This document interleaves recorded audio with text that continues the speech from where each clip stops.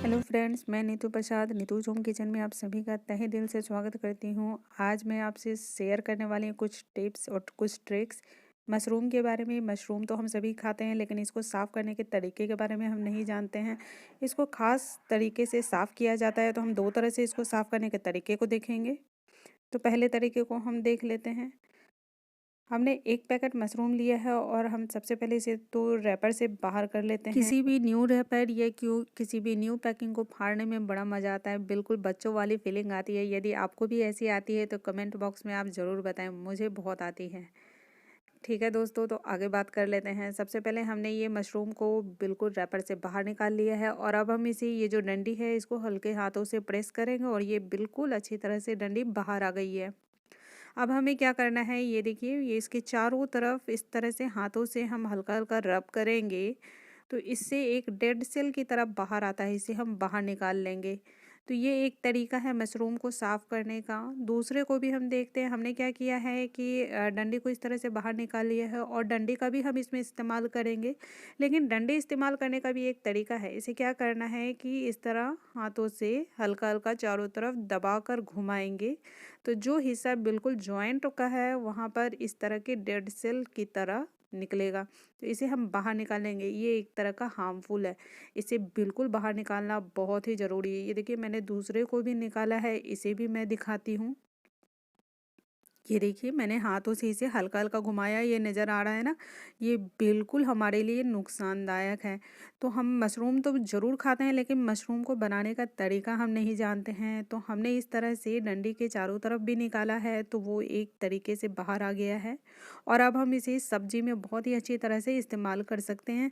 दूसरे तरीके को हम देखते हैं। दूसरे तरीके में भी इसमें ख़ास बात होती है। इसी तरह हाथ से हम हल्का हल्का प्रेस करेंगे। ये देखिए, बिल्कुल पतले पतले इसमें से छिलके जैसे ये बाहर आ रहे हैं। जिस तरह हम आलू छीलते हैं ना, बॉयल आलू को जब आप छीलो तो ऊपर का एक छिलका, एक लेयर हल्का सा निकल जाता है। तो ये बिल्कुल उस तरह से मशरूम का बाहर आ रहा है। और अब ये इसी तरह से हम चारों तरफ घुमा घुमा कर इसे बाहर निकाल लेंगे। इस तरह जो मशरूम है, ये देखिए, बिल्कुल वाइट और कितनी सुंदर सफ़ेद है। ये औरों से बिल्कुल अलग दिख रही है। तो मशरूम को साफ़ करने का ये भी एक तरीका है। ये देखिए, मैं फिर वापस से एक बार दिखा रही हूँ। इसे हाथों से हम बिल्कुल इस तरह से हल्का सा घुमाएंगे और डंडियाँ बिल्कुल साफ़ हो गई हैं।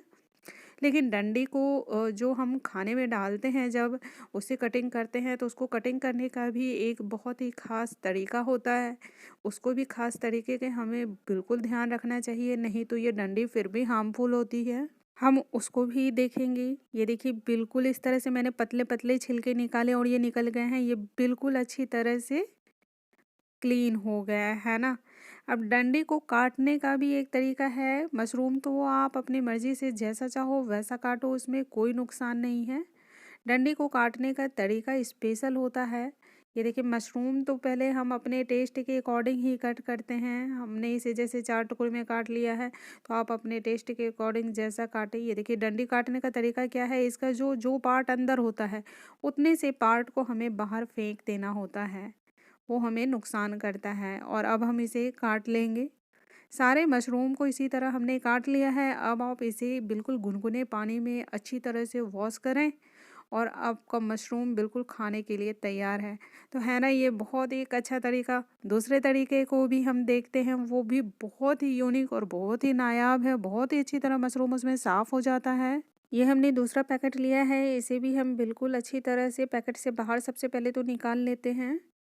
मशरूम को हमने बिल्कुल अच्छी तरह से बाहर निकाल लिया है और अब हमें इसे क्या करना है कि इसकी डंडियों को सबसे पहले तो बाहर निकालना है।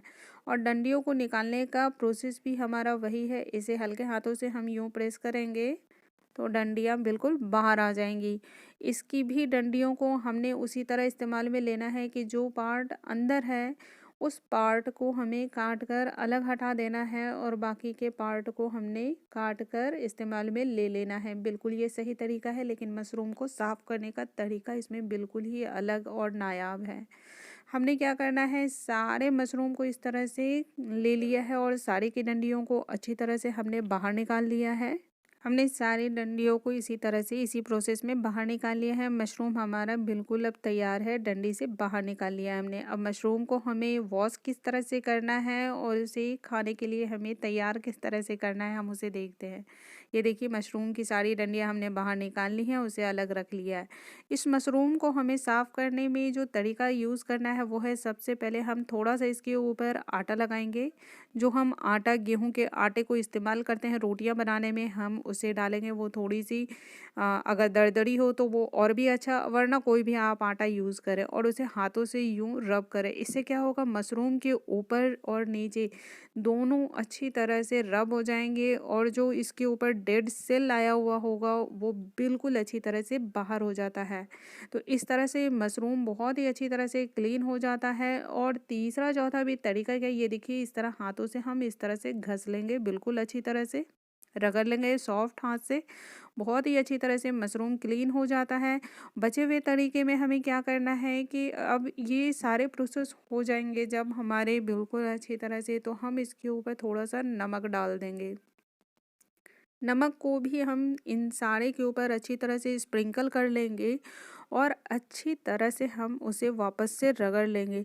मशरूम बिल्कुल ही बेस्ट तरीके से उस तरह से साफ़ हो जाता है। ये देखिए, मैं इसे धोकर दिखा रही हूँ, ये कितना नीट एंड क्लीन, बिल्कुल वाइट वाइट मशरूम बिल्कुल हो जाएगा।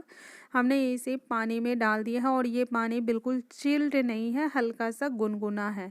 गुनगुने पानी में मशरूम बिल्कुल अच्छी तरह से वॉश होता है और जितने भी हार्मफुल इसके अंदर बैक्टीरिया वगैरह होते हैं वो बहुत अच्छी तरह से क्लीन हो जाते हैं। ये देखिए, पानी का कलर बिल्कुल चेंज हो गया है। हमने मशरूम को उससे बाहर निकाल लेना है। ये देखिए, मशरूम का कलर बिल्कुल कितना अच्छा, कितना सुंदर हो गया है ना।